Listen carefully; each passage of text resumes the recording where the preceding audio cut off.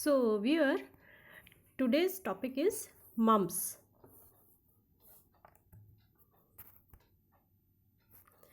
Now, regarding introduction, mumps is an acute infectious disease caused by an RNA virus which has a predilection for glandular and nervous tissue. Clinically, the disease is recognized by non-suppurative enlargement and tenderness of one or both the parotid glands. Mumps is best known for the puffy cheeks and swollen jaws. This is a result of swollen salivary gland. Sometimes it is referred to as infectious parotitis when it infects the parotid, specifically parotid salivary gland. Initially, symptoms are typical non-specific such as headache and fever. Now comes to the epidemiology regarding agent factor. The virus belongs to myxovirus parotitis. It is an RNA virus, belongs to family myxovirus, and it has only one serotype. The source of infection is clinical and subclinical cases, and subclinical cases accounts for 30 to 40% of the total cases.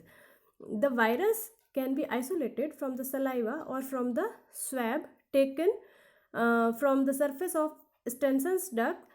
Virus has also been found in the blood, urine and human milk. Now, laboratory test for diagnosis of mumps, it is RT-PCR and viral culture that are specific used to confirm the mumps infection. Buccal swabs are most commonly used for RT-PCR testing, but urine and CSF may also be used in specific situations. IgM serology can also be used to aid in diagnosing mumps infection, but a negative test results does not rule out mumps infection.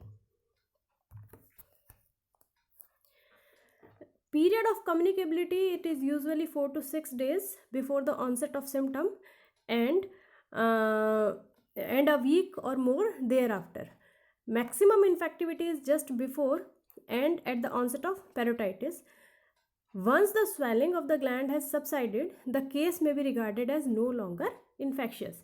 The secondary attack rate in case of mumps is about 86%, and although morbidity rate tends to be high, but the mortality rate is negligible.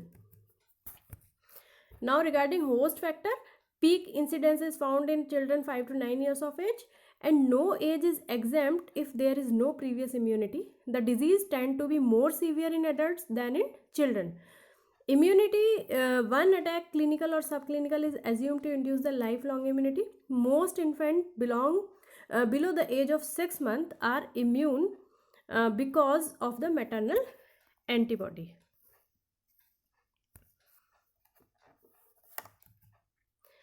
Cases and regarding environmental factor, cases occur throughout the year, but the peak incidence is in winter and spring. Epidemics are often associated with overcrowding. Now, as other respiratory infection, transmission spread mainly by droplet infection and other after direct contact with an infected person.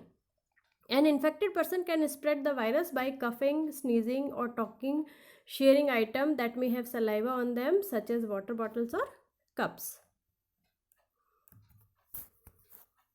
Now, incubation period, it varies from 2 to 4 weeks, usually 14 to 18 days.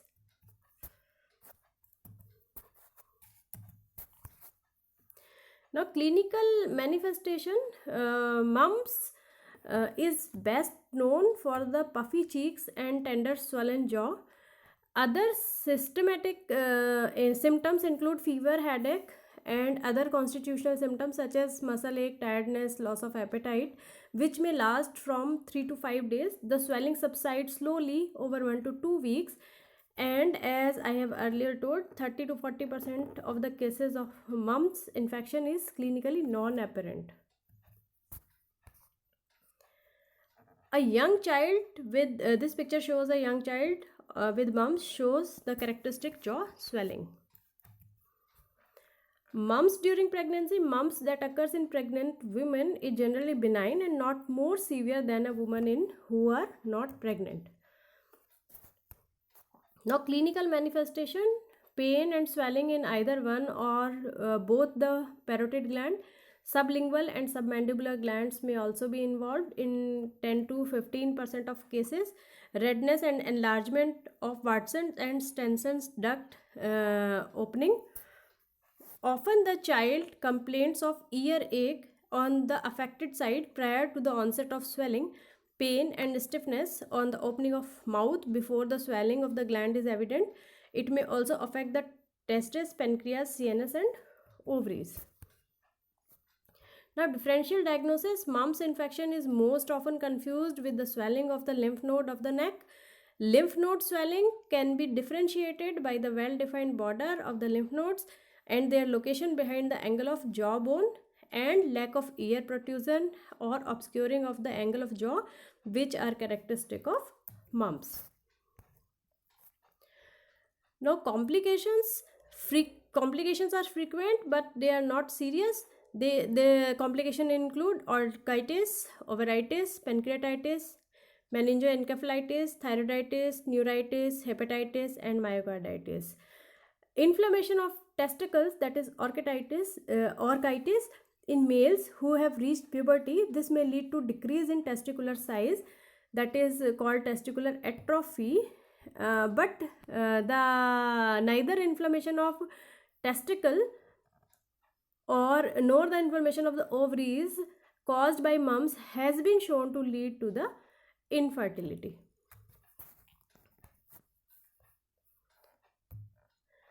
Now, pancreatitis, it is manifested as upper abdominal pain, nausea and vomiting. Mumps is a leading cause of pancreatitis in children that occurs in about 4% of the patient, while in some instances diabetes have occurred in children following mumps infection.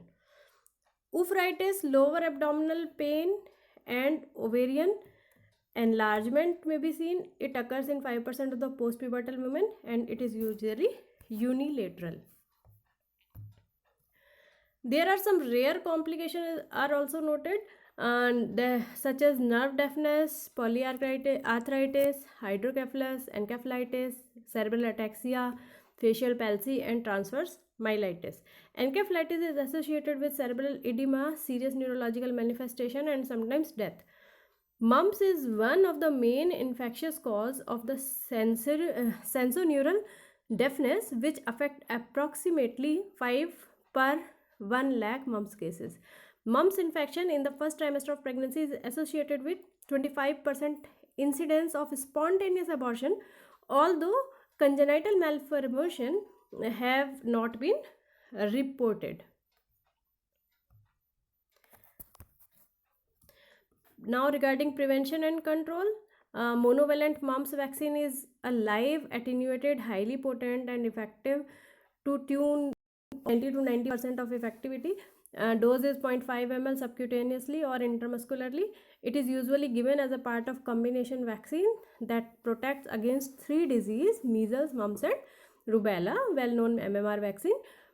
Control of mumps is difficult because of the occurrence of subclinical cases. However, cases should be isolated and concurrent disinfection is carried out. Now, there are some information for travelers. Mumps remains a common disease in many countries. Anyone who is not protected against mumps is at risk of getting infected when they travel internationally. Before traveling internationally, people should be protected against mumps. Children 12 months of the age and older should have 2 doses of MMR vaccine separated at least 28 days. Teenager and adult without evidence of immunity to mumps should also have 2 doses of MMR vaccine separated by 28 weeks. Now, thank you viewers.